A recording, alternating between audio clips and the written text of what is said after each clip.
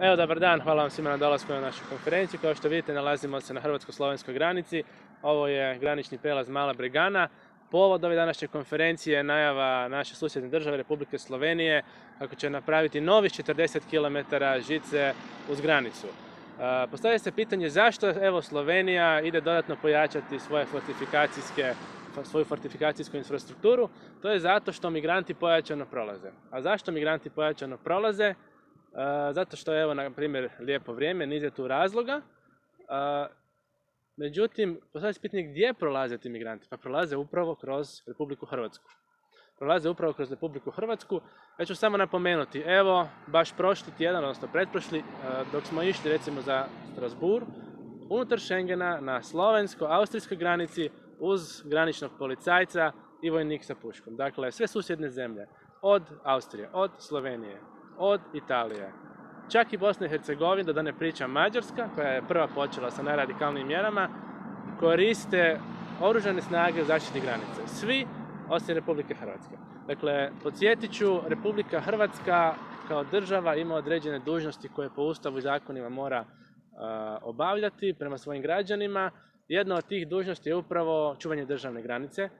Hrvatska država vođena vladom premijera Plenkovića, vođena ministrom Božinovićem, nije u stanju čuvati državnu granicu, nije u stanju provoditi zakon o nadzoru državne granice. Dakle, nama stotine i tisuće ljudi prolaze kroz tu granicu koja je šuplja, prolaze kroz Hrvatsku i tek onda u Sloveniji ih se dio uhvati ili čak u Austriji. Oni koji se uhvate naravno vraćaju se nazad. Dakle, država je zakazala u toj svojoj ulozi zaštite državne granice. Druga stvar, zaštita imovine građana. Vođena ministrom Božinovićem u ovom segmentu, dakle, država je zakazala i u tome. Recimo konkretno, bili smo prije jedno 2-3 mjeseca u Begovom Razdolju, u Gorskome Kotaru. Ondje ljudi uglavnom žive od turizma. Nažalost, velik broj planinarskih domova je oštećen, odnosno uništen, tako da se smanjio taj planinarski turizam. Također, jako je pao broj rezerviranih smještaja. Pao je također i broj biciklista, jer su se bavili biciklističkim turizmom. Cijeli niz privatne imovine je oštećen.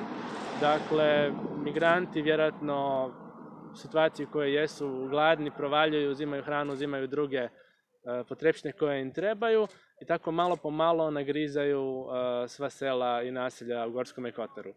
Ljudi su tamo ogorčeni, razočarani, neki baš žive i u strahu i jednostavno država je zakazala u tom svom segmentu zaštite imovine svojih građana. Zato pozivam evo opet s ovoga mjesta, a pozvali smo i prije, da se osnuje poseban fond za nadoknadu štete, za nadoknadu oštećene i uništene imovine uslijed migrantskih valova. I treća stvar gdje je Hrvatska država zakazala, to je upravo humanitarna kriza. Dakle, mi imamo stotine, odnosno tisuće, niko ne zna točan broj, ljudi koji nisu opremljeni za taj put po šumama, po planinama, po gorama, gladnih, bolesnih. Čujemo i na terenu da ih napadaju vukovi, da ih napadaju čagljevi, da ih na taj način stradavaju.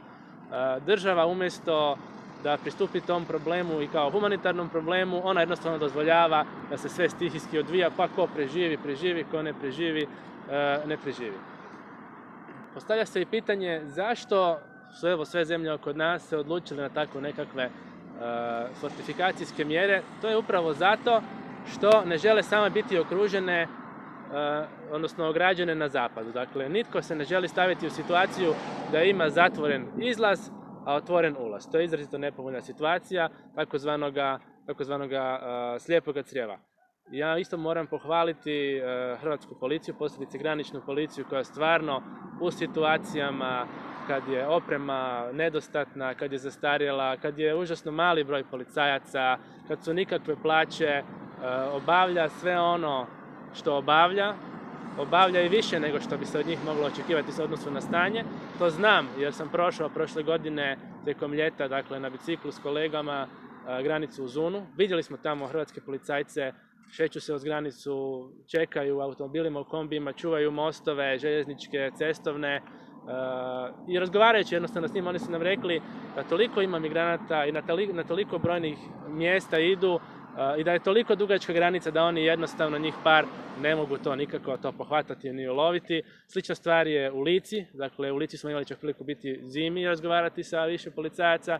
Situacija je slična, loša oprema, loša plaća, jako velik broj migranata ne može se uloviti, dakle svako ko pokuša ilegalno prijeći granicu. Slična situacija je naravno i u mojoj Karlovačkoj županiji, tu je upravo Hrvatska najtanja, dakle onaj prijelaz iz Bosne u Sloveniju, preko Maljevca pa gore, recimo prema Jurovskome Brodu. Upravo na tim rutama je i ovo prije spomenuto Begovo razdolje.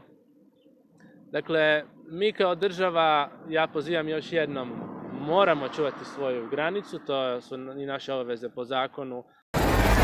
Živi zid.